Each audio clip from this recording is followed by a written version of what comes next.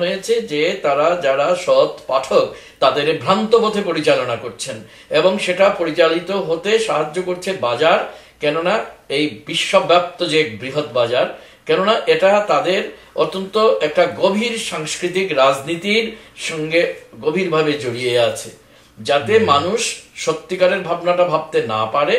এবং যেখানে আমরা ভুলে যাই যে লেখা আসলে একটা যুদ্ধক্ষেত্র, যে লেখে তার ক্ষেত্রে তো বটেই, কিন্তু তার থেকেও বেশি যারা পড়ে এবং যারা ভাবে সেই সব লেখা নিয়ে, তাদের জন্য বেশি করে। মানে ওনারা যে লিখছেন বা অন্যান্য কর্মকাণ্ড করছেন, সেটার একটা বাজার হচ্ছে, সেটা একটা বিষয়। আর একটা হচ্ছে বাজারের আবার চাহিদা অনুযায়ীও ওনারা সরবরাহ করছেন।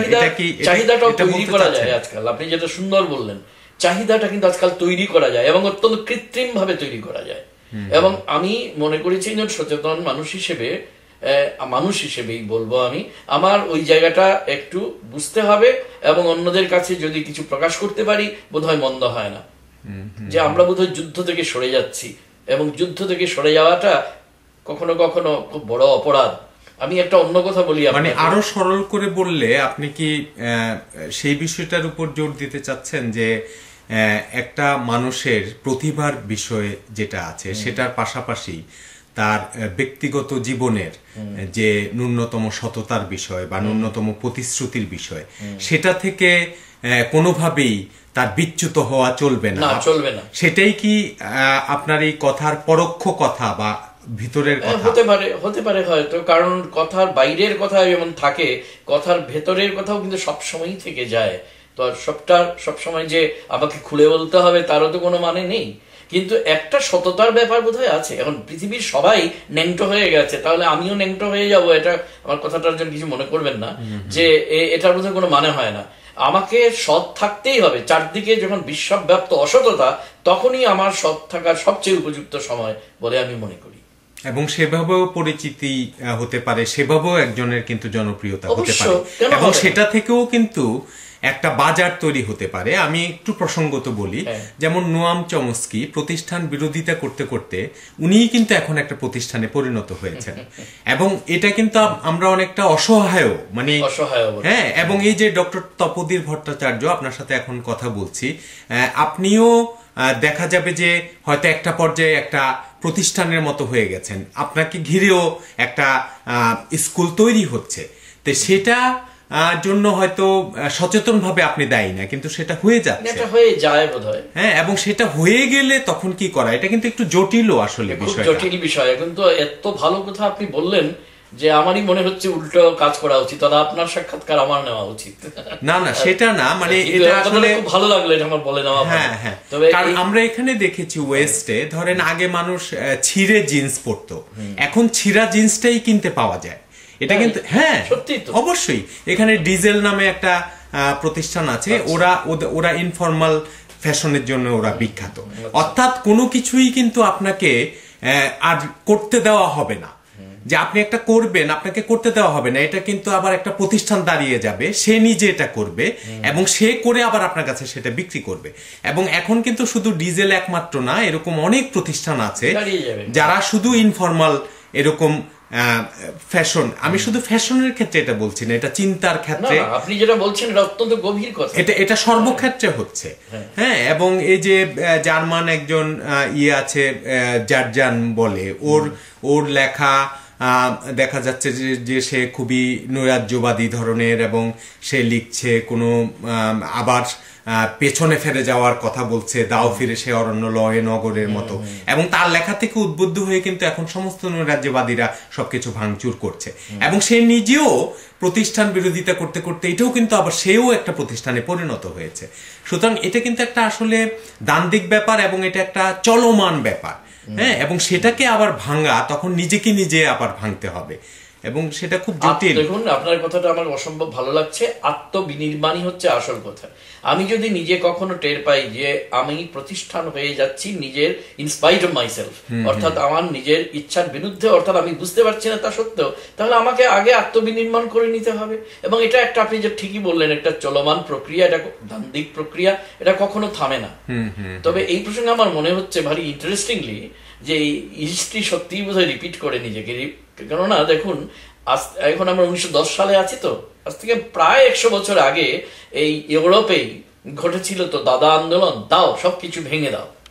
যে তৃষ্ণা যারা তারা যে আন্দোলন করেছিলেন, পিয়ের রেভালডি যার মধ্যে জুড়ে গিয়েছিলেন, এবং যেটা পরে আপনার আর্ট ইজ ফর হরার, টেরার করতে হবে, terrorise everybody, terrorise the art itself.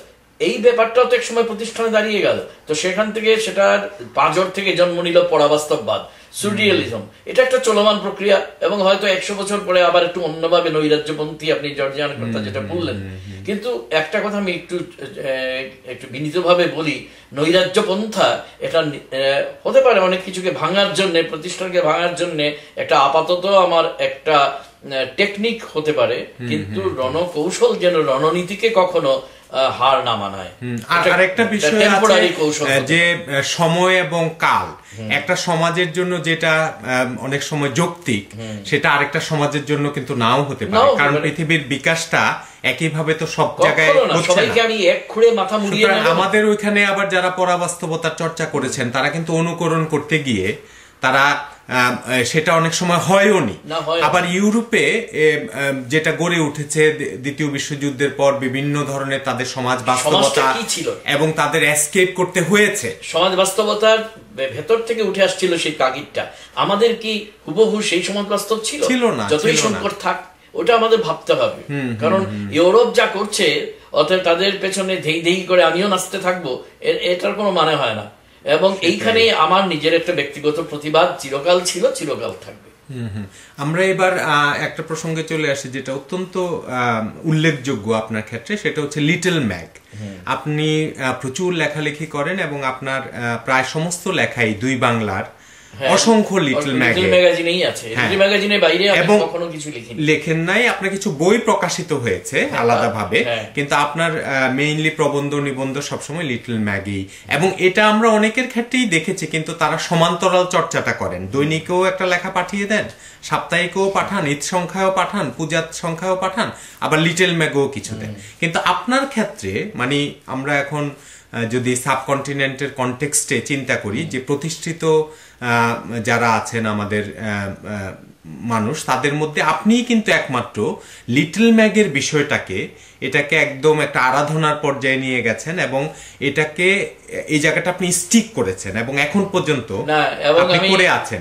এইটা কেটে গেল পলাশ, আমার মনে হয় আজীবন আমি তাতে স্টিক করব। হ্যাঁ, এবং সেই কারণেই আমরা এই প্রশ্নটা আপনাকে করার জন্য খুব সহজ তাগিদ পাচ্ছি যে এটার দর্শনটা কি এবং কেন আপনি এত কনফিডেন্ট যে আপনি এটাকে কন্টিনিউ করবেন এই চর্চাটা।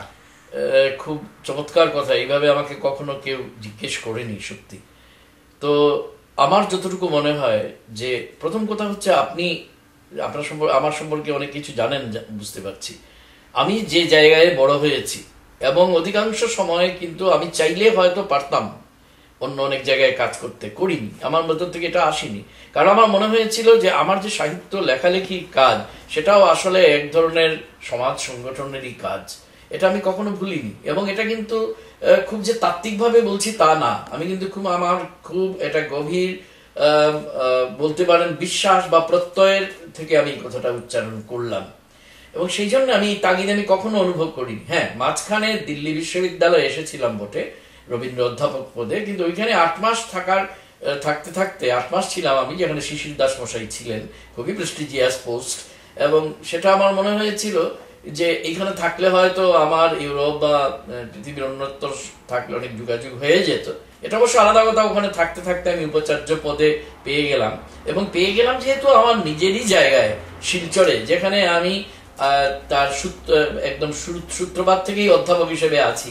আমার মনে হয়েছিল আমার যদি কিছু করার থাকে, শুধু তো মাত্র একটা বিশ্ববিদ্যালয় পরিচালনা করা নয়, এইমাত্র ওই যে কারণে আমি লিটল ম্যাগাজিন পরিচালনা করি, ঠিক একই কারণে শিলচরের মতন একটা এত অপরিচিত জায়গায়, এবং একটা আমি মাঝে মাঝে একটু খানিকটা মজা করে খানিকটা সিরিয়াসলি আমি বলি